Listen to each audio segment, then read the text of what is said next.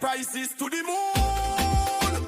The beers them waiting for the crash coming real soon. But the OG consultant watching, he's seen it all before. Over 40 years in the game, he knows the real score. Bull versus bear, a real estate fight. Peter Zalewski tell you who's wrong and who is right. In the Miami Condo investing club with no guess. He cuts through the noise and all of the mess. The Peter Zalewski Show. Big respect, OG in the game. Listen and learn the man's name. And up down.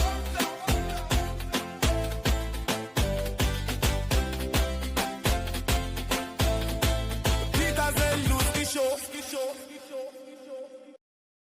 Happy Wednesday, Miami. This is the Peter Zalewski Show. It's a 1-hour conversation with somebody I think you need to have on your radar. Doesn't matter if you're born and raised here, you moved here and you've been living here for a while, or you're thinking about coming down here. Today, we have a special guest for you today. We're going to be interviewing a developer, a condo developer. And you know what he was doing? He was putting up a rental tower. And midstream, he decided to pivot. And he says, you know what? The condo market's strong. I'm going to go ahead, instead of building rentals, I am now going to be able to sell off these particular units. No one else but Henry Torres. He's with the Astor Company. He's been around and operating in the condo game since 2002. And before that, he was in the seafood industry. It's going to be a great conversation. Henry is straightforward. He gives you straight talk. And more importantly, he's got the insight. His niche is all about building in areas that are sort of right there on the edge. And a lot of investors, they look for value. They look for quality. And instead of maybe getting caught up on some of these brand names that potentially may or may not get built,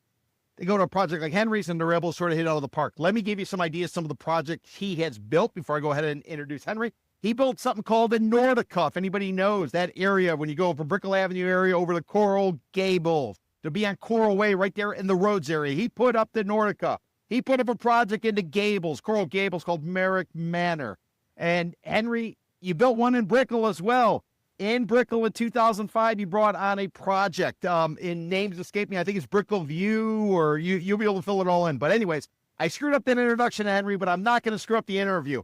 How are you doing today? And thanks for taking time to join me on the Peter Zalewski Show. Well, Peter, thanks for having me. I really appreciate the opportunity to be on your show. You did say the name wasn't Brickell View, it was Brickell Vista. Okay? Vista. In Spanish instead of view in English. We added the Spanish touch, and that was one of the first condo buildings that I did. Okay, I was in partnership with another group that we did one on Southwest First Street prior to Brickell Vista. I never finished that partnership with them. They bought my portion out, and I bought their portion out of Brickell Vista. I continued with Brickell Vista, so that was the actually first condo that I ever did. In Little Havana, we did that. We did a condo project called Gateway to the Grove, which is on 26th Street and 27th Avenue. Small 60-unit building. It has 56 apartments and 4 townhouses in the back. Right across from Shell Lumber, right? So people have a point of reference? Right across from Shell Lumber. It's probably one of the only buildings that has an indoor heated swimming pool, okay? Because we couldn't put it in the back. The city wouldn't let us. So we built townhouses in the back, and we took the ground floor, and we made a swimming pool on the ground level for the residents, which obviously, being indoor in a heated pool, that's not seen here very much in Miami, but so we brought that to Miami. After that, my next condo after that was, we had one that we bought, already built, over on Southwest 60th Street. It was called Valencia. Valencia was a 290 some odd unit project that we bought, and we condoed it out. We sold about 170 some odd units, and somebody came in and wanted to buy the rest of them. We did that. Guy from New York came in, and he was interested in buying the balance, and we went ahead and sold to him. He's out of there already. Building has been totally sold out. And going forward, we've built a lot of different buildings in different locations. In town was another one that we did in Little Havana. That's a 320 unit project. Right across from Presidente off of 22nd. You got it right there. People know exactly where that is. Okay. When we did that building, halfway through the construction, I started getting calls from different people people from Connecticut. I won't go through all the names, but at the end of the day, Gray Star, okay? Yes. Which is in North Carolina. They came in. They offered me an offer that I couldn't resist, okay? The guy comes in, I give him a number, and he says, "We'll buy it." Nobody does that. I'm so Latin, and I'm used to getting beat up before, the last price, right? No, these guys weren't beating me up at all. The only thing they wanted was they didn't want rugs. I remember this. They didn't want rugs in any of the apartments. They wanted tile floor all throughout. Would I do that? And I said, "You buy the tile, I'll install it. So you pay for that, and I'll put up the labor." And they said, "Okay, we got a deal." And Yeah, but Henry, on that project, correct me if I'm wrong, wasn't that originally a condo? I remember the brokerage that was selling those units. Next thing you know, the whole project was sold as to a rental owner, a REIT, real estate investment trust. it was like I said, they offered me something that I couldn't refuse. Okay, I mean the money was right. They actually paid more money for that building than if I would have condoed it out. Get out of here. Swear to Wow. Swear to God. It was like, I was taken back because on the condo scales, we were right around 82, 83 million. Their offer was 90. So you couldn't turn that down, and we still had a lot of units to sell at that time. Anyway, Henry, I want to get in all the details, but I got an hour with you, so I'm going to try to soak out as much information as possible and make it available for the audience. But before we try to get into condo stuff, I want to hear a little bit more about you, and then I want to talk about maybe your company, Astor Companies, and then maybe we can go project by project, just so people get a broad idea about who you are, the individual, what your company's been all about. That you guys located over there in the Gables. And then we'll go project by project. And we're going to ask you, Henry, who in their right mind takes a rental and says, "You know what, let me go ahead and make these into condos." So I want to ask you about that, but I don't want you to get in that too soon because I want to string the audience around. I want them to hang out and hear everything you got to say before we get to the big questions at the end. And then everybody, I'm going to ask Henry, he was building during the great South Florida condo boom and bust of 2002 to 2011. I'm going to ask him to size up. Where are we today? How does it compare? How does it contrast, and what is sort of his outlook? But I think he kind of gave us an indicator because he's taking a rental and he's converting into condos. But I'm not going to have him answer that until the end. Henry Torres, tell me about yourself. How did you get to Miami? Most people come to Miami if they're not born and raised. They come here for love. They come here for a job, or they're running from the law. Well, I was born in Cuba. Came over when I was 5. We located in Hoboken, New Jersey. Okay, I was in Hoboken, New Jersey till the age of 14. My parents decided they want to come down to Miami. At 14, I came down with them. About a month later, I left home and I went back to Hoboken on my own at 14. Okay, I stayed in Hoboken for about a couple of years. Got homesick. Called my mom. "Hey, Mom, I'm coming down. Spend some time with you guys." I came down. When I came down, met my mom. She wouldn't let me out of the house. So "You're not going back to Hoboken, New Jersey. You're staying right here." And I did. I stayed. I never went back to school. I went as far as the 9th grade and then never decided to go back. Really? I swear. When I stayed 2 years in Hoboken, New Jersey on my own, I had to work. And I've always loved working and making money and spending for myself. That's been me since I was 7. This is when I had my first job. 7? 7. Yes. And then finally at the age of 16, I come down, I start working here in Miami in the seafood industry. Seafood, okay. I work for Joe Schwartz at Prawn Seafood as a truck driver. Okay. I would go to the Keys, pick up product, come back. And I got the opportunity to see what he was buying at. I got the opportunity to see who he was selling to. And I did that for a while. I became the manager of a kitchen cabinet organization here in Miami. I had worked there for about a year, left that, went back to seafood. My dad and myself, we got into the seafood business together. I worked for him for a while, for about a year and a half. And then I decided one day that I was going to go on my own. So we split locations. I was going to sell from West Palm Beach North, and he was going to sell Miami-Dade, and Broward County. And I Okay. could sell the West Coast or any other place I wanted. But those two counties were going to be his. And so we respected that for 25 years. I was in the seafood business for 25 years. I built, the day I started that business, I had a truck, $800 in my pocket. 25 years later, I sell Empire Seafood, okay, for $88 million. Wow. Well done. That is a dream story. Well done. Absolutely. So after that, I get out of there. Whoa, time out. You can't just say you sell for $88 million and not give us some details. First of all, did you always stink at seafood? No, let me tell you, when I started the seafood business, I thought I just found a nice niche for me. I like the business. I like talking to people. I like making deals. And that's what seafood is all about. It was a different deal every day. We got to a point where we had 500-600 orders a day. It's a lot of people to talk to. There's a lot of product to buy.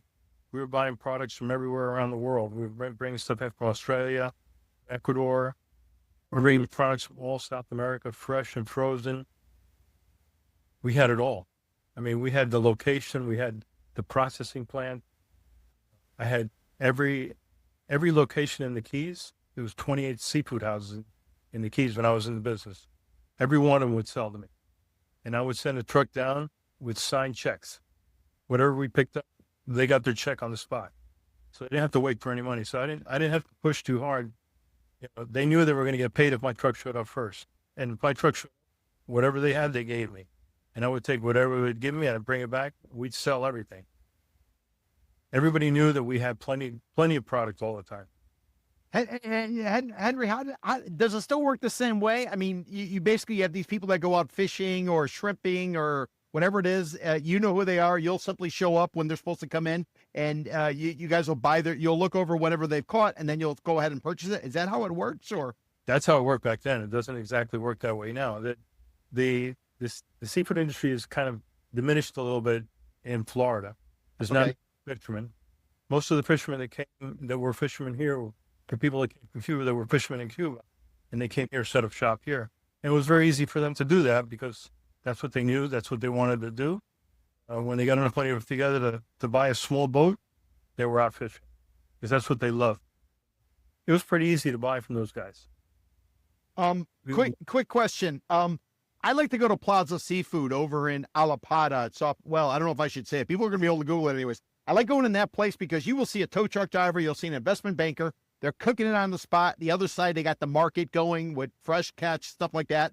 Plaza Seafood. Is there anything else like that still around in South Florida, or is that like a gem that's still from a long lost era?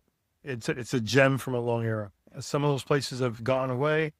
Some of the people who used to run those businesses are either retired or they've moved on to something else. They've moved out of town. Most of the good seafood places in Miami, like the old style seafood places, are gone. There's still a few on the river, but it's not the way it was before. It definitely changed.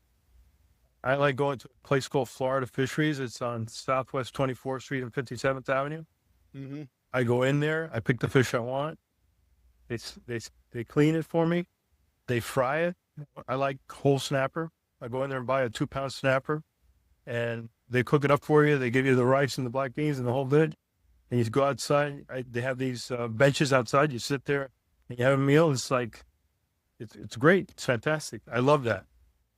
It seems like it all got rolled up now, especially if you on the north bank of the Miami River, like that area where you have Garcia's, Casablanca. But now they've rolled out a bunch of real high-end places where just walking in there, you're probably in for $100, $200 a person walking in those type of places. Henry, why don't we have more seafood places down here? You would think in South Florida, maybe you go to a place like Shuckers, but the pricing is just, I don't know if it's because the tourist but where can locals get seafood? And why isn't it more readily available?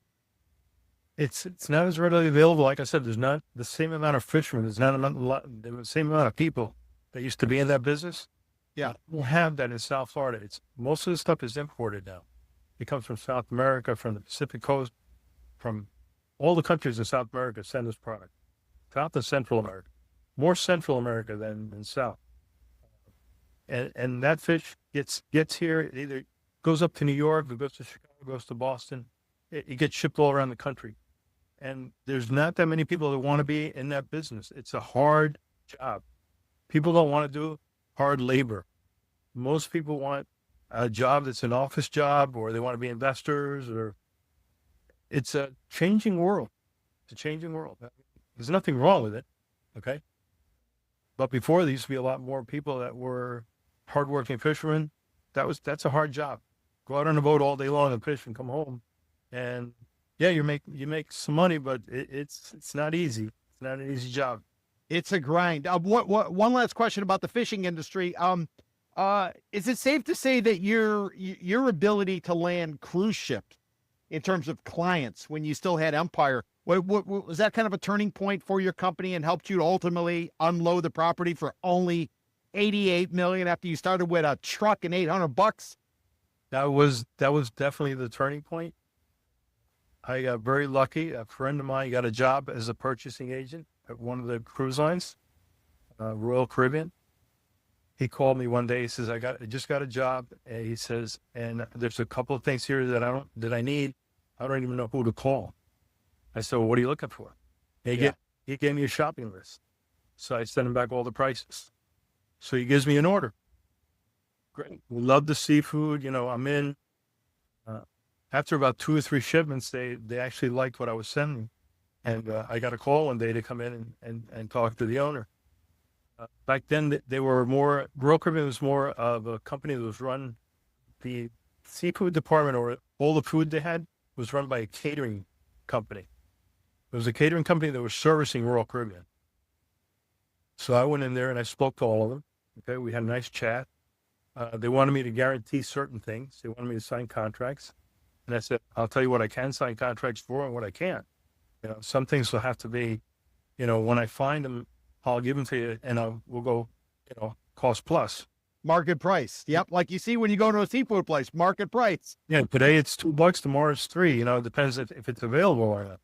So they agreed to all that. And that I got with Royal Caribbean very early.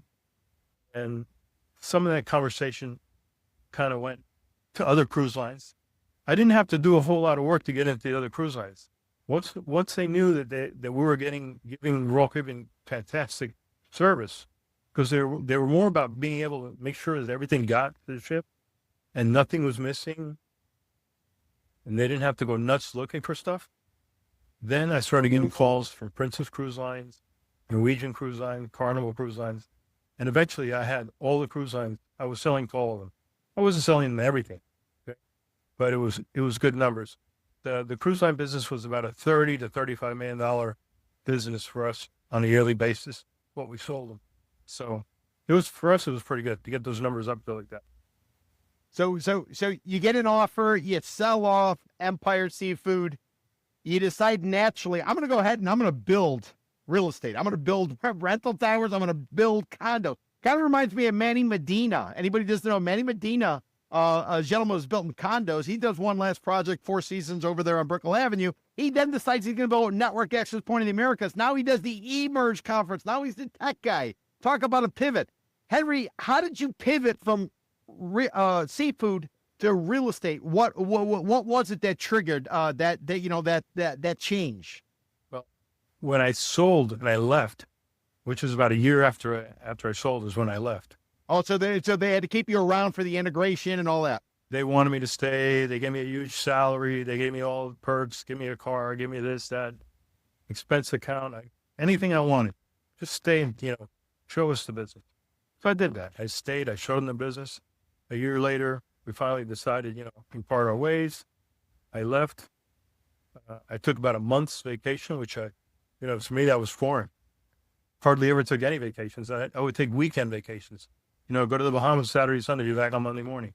That was the big vacation I used to take. So I took about a month off, went several locations with my wife. When I came back, I got bored immediately. Having people to talk to every day and things to do, I found myself kind of a little bit lost. And I talked to a friend of mine, Jack Rionda. Jack Rionda was in the development business. And I went and spoke to him, and he told me what he was doing. And I said, "Yeah, it sounds interesting. Maybe I can get involved in that." And I sat with them about a week in their office to see what they do and how. I said, "What you guys need here is money.